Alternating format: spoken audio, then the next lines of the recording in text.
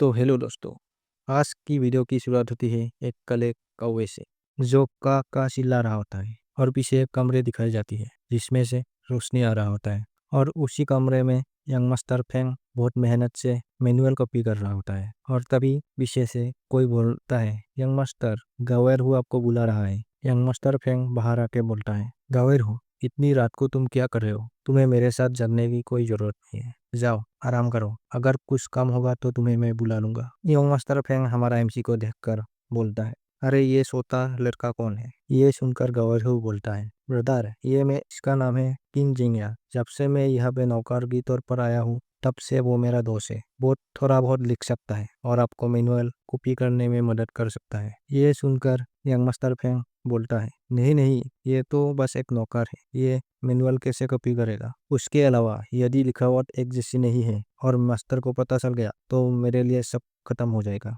ये सुनकर हमारा एमसी बोलता है, बिग ब्रदर फेंग प्लीज मुझे एक बार कोशिश करने दीजिए, मैं बस कुछ अक्षर लिखूंगा, किसको बता कि हमारे लिखावट एक जैसी हो। ब्रदर हु भी बोलते हैं, यंग मास्टर इसे एक बार कोशिश करने दीजिए। यंग मास्टर फ्रेंक भी बोलता है, अगर तुमने मुझे धोखा देने की हिम्मत की तो ये तुम्हारे लिए बहुत ही बुरा होगा। चलो मुझे दे दो, मैं कर लूंगा।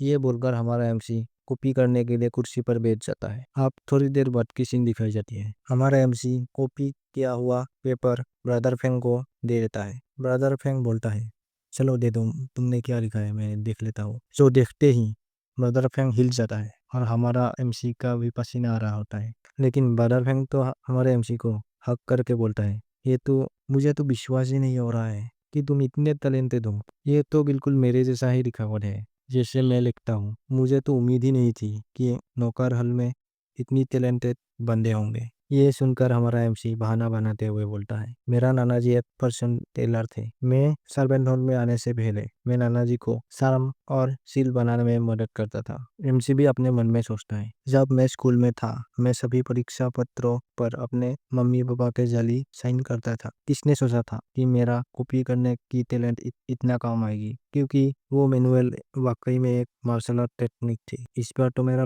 लॉटरी ही लग गई। तभी सिस्टम से नोटिफिकेशन होता है, मिशन पूरा हुआ। तभी ब्रदर फेंग बोलता है, ब्रदर किन आपके लिए ये चांदी के बाद 5 सिक्के मैं उन दिनों बहुत ही खर्च करता हूँ, इसलिए मेरा बचत कम है। अगले महीने जब मेरे पास ज्यादा पैसा होगा तो मैं आपको चांदी के 5 सिक्के फिर से दे दूंगा। ये सुनकर हमारा एमसी अपने मन में सोचता है, 5 टेल्स ये तो बहुत ही ज्यादा होता है। मुझे तो आप बिग ब्रदर फेंग धनों का देवता लग रहा है। तभी सिस्टम का नोटिफिकेशन आता है, उसमें लिखा होता है कि पैसे बहुत ही बुरी चीज होती है, आप एक सच्चे मर्द होने के नाते उसे मना कर दो। ये देखकर हमारा एमसी बहुत ही कूल अंदाज में बोलता है, मुझे नहीं चाहिए ये पैसा, मैं तो अपने बड़े भाई के साथ मित्रता की खातिर यहाँ पे मैनुअल कॉपी करने के लिए आया था। आपको मैं बहुत ही एडमायर करता हूँ। ये सब बोलकर बहुत ही तारीफ कर रहा होता है। तभी सिस्टम से आवाज आती है। सिस्टम भी बोलता है, आप तो सच में बहुत ही अच्छे और ईमानदार इंसान है, इसलिए आपको 2 पॉइंट मिलता है। हमारा एमसी ये देखकर बहुत ही खुश हो जाता है। 2 पॉइंट, ये सभी मेरा फिजिकल फाउंडेशन पे लगा दो। एमसी सोचता है, ऐसे तो मैं नकल करने में बहुत ही तेज हो जाऊंगा और मेरा दिमाग भी तेज हो जाएगा। ब्रदर फेंग बोलता है, ब्रदर किन आप कितने नेक इंसान हैं। मेरे पास पैसे की बहुत ही कमी है, लेकिन मैं आपको कभी नुकसान नहीं होने दूंगा। मेरे बहुत सारे सीनियर ब्रदर्स भी जो दूसरे हॉल में रहता है, उन लोगों को भी ये मैनुअल कॉपी करना पड़ता है। मैं उन्हें तुम्हारे बारे में बता दूंगा और इससे तुम हर महीने 100 सिल्वर टेल्स कमा लोगे। ये बोलकर वो वहां से जाने लगते हैं और बोलता है, चलो मैं जाता हूँ, जल्दी ही बहुत ज्यादा भीड़ हो जाएगा। ब्रदर किन के साथ आप सर्वेंट हॉल में वापस चले जाओ और उनको करने के लिए कुछ आसान काम दे दो और मैं अपना होल हेल्थ में जाता हूँ। तुम्हें जल्दी ही मेरी तरफ से खुशखबरी मिल जाएगी। हमारा मेन कैरेक्टर और ब्रदर हो बोलता है, शुक्रिया बिग ब्रदर फेंग। अब सीन चेंज होता है अगले दिन का, जहाँ पे हमारा एमसी को वही आसान सा काम मिल गया था जो ब्रदर फेंग ने उसको दे दिया था। वो करने के लिए आ गया था। तभी ब्रदर हु बोलता है, ब्रदर किन अब से तुम्हें ये खाना बनाने वाले लकड़ी की देखरेख करना पड़ेगा।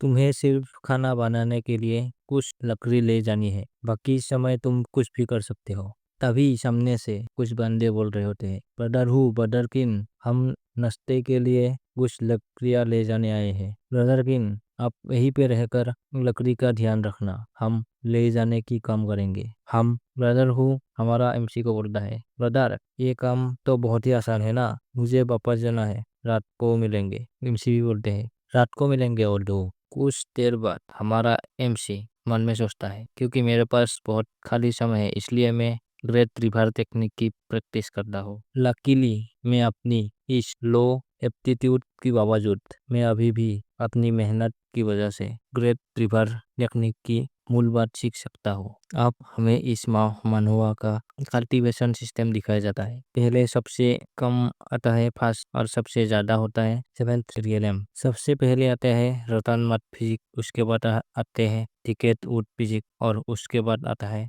Iron tree physique. Cultivation part में आगे बढ़ने के लिए आपको आयरन फिजिक होना बहुत ही ज़्यादा ज़रूरी है, लेकिन बहुत ही कम लोगों के पास आयरन फिजिक जैसी बॉडी होती है। बहुत सारे लोगों की कल्टीवेशन तो फर्स्ट रियलम पे ही अटक जाते हैं और आयरन ट्री फिजिक के ऊपर सिल्वर फ्लावर फिजिक आता है। अगर मुझे सिल्वर फ्लावर फिजिक मिल जाएगा तो मैं कल्टीवेशन पे फास्ट रियलम से ब्रेक थ्रू कर पाऊंगा। अगर कोई बहुत ही मेहनत करता है और उसको सीक्रेट टेक्निक और इलेक्जर मिल जाएगा तो वो थर्ड रियलम पे भी पहुंच सकता है। सिल्वर फ्लावर फिजिक के ऊपर आता है गोल्डन फ्लावर फिजिक। ऐसा शरीर होने से कल्टीवेशन पार्ट बदले पर चलने के समान हो जाता है। हेलन माउंटेन विला के लॉर्ड के पास भी एक गोल्डन फिजिक है और वो फिफ्थ रियलम पर पहुंच चुका है। गोल्डन फिजिक से भी अच्छा व्हाइट जेट फिजिक होता है, जो एक मिस्टिकल एग्जिस्टेंट है पूरे जेन्यू कंट्री में। ऐसा कहा जाता है कि जेट फिजिक केवल लेजेंडों के पास ही होते हैं। ग्रेट रिवर टेक्निक प्रैक्टिस करके मेरा मन बहुत ही शांत हो गया है। ये समझना बात है, जितना अधिक ग्रेट रिवर टेक्निक की नकल करेंगे उतना ही अधिक वो थका हुआ महसूस करेंगे। फिजिकल फाउंडेशन पे होने के बाद भी फास्ट रियलम मार्शल आर्टिस्ट कुछ और भी चीजों की जरूरत होती है। उसके लिए ट्रू क्यूआई और बॉडी को प्योर करना जरूरी है। मेरा अभी ग्रेट रिवर टेक्निक सबसे नीचे है। ये सब सोचकर कल्टीवेशन से बाहर आता है। तभी पीछे से एक बंदा बोलता है, ब्रदर गिन। ये सुनकर हमारा एमसी डर जाता है और बोलता है, अरे यार, तुमने तो मुझे डरा ही दिया। तो ये आप हो। सिस्टम पे उसका प्रोफाइल ओपन होता है। वो बोलता है, लिटिल ब्रदर किन, प्लीज मुझे बचाइए, मैं विनती करता हूँ। ये सुनकर हमारा एमसी बोलता है, ठीक है, पहले बैठ जाओ और मुझे धीरे धीरे बोलो। वो बुरे वाले बंदे बोल रहे होते हैं, ब्रदर किन, मुझे नौकरी से निकाल दिया जाएगा, मेरे पास रहने के लिए भी कोई जगह नहीं है। प्लीज आप ब्रदर को बोलो कि वो यंग मास्टर फेंग से बोले कि मुझे यहीं पे रहने दे, क्योंकि मेरे पास रहने के लिए कोई जगह नहीं है। और ये बोल के वो बुढ़ा आसपास देखने लगता है और हाथ में एक पीछे का बैग निकल के बोलता है, उस बैग में 200 टेल्स है, मेरी सारी जिंदगी की बचत। भाई किन, तुमको मेरी मदद करनी पड़ेगी, बदले में ये पैसे रख लो। हमारा एमसी बोलता है, आप पैसे अपने पास रख सकते हो, बस मुझे याद दिला देना और मैं आपकी ओर से गवर्नर को बोल लूंगा। लेकिन बुद्धा हमारा एमसी को हाथ में बैग देकर निकल जाता है और जाते जाते बोलता है, शुक्रिया लिटिल ब्रदर किंग, आपको मेरी मदद करनी पड़ेगी। हमारा एमसी भी सोचता है, ये बुढ़े तो बहुत ही तेज दौड़ता है। अब दिखाई जाती है कुछ देर बाद की सीन। हमारा एमसी हाथ में खाना लेकर खा रहा होता है और अपने मन में सोच रहा होता है, ब्रदर वो हमेशा मेरे साथ खाना खाता है, लेकिन आज वो क्यों नहीं आया। तभी पीछे से कोई बोल रहा होता है, क्या तुमने सुना, ये आज कोई मर गया। तभी दूसरा बंदा बोल रहा होता है, क्या सच में गवरू मर गया। ये सुनकर हमारा एमसी शॉक में चले जाते हैं और पीछे घूमकर उन बंदों से बोलता है कि आपके हिसाब से आज किसकी मौत हुई है। और वो बंदे बोल रहा होता है कि मैंने सुना है कि brother who young master Feng से मिलने गया था और आते वक्त उसकी मौत हो गई। मैंने सुना है कि उसके काले खून की उल्टी हो हुई और जमीन पर गिरकर मर गया। ये सुनकर हमारा एमसी शॉक होते हुए अपने मन में सोचता है, क्या यह हो सकता है कि मुर्गी का सिर सच में जहरीला होता है। तभी पीछे से एक अटैक आता है जो हमारा एमसी का सिर में लगता है। हमारा एमसी के आंखों के सामने एक अंधेरा छाया जाता है। फिर भी वो आंख खोल के बोलता है, कौन है साले। और वो मोटा वाला बंदा बोल रहा होता है, किंजिंगान तुम कमीने। लेकिन हमारा एमसी वहीं पे बेहोश हो जाता है। यहीं पे आज का चैप्टर खत्म हो जाता है।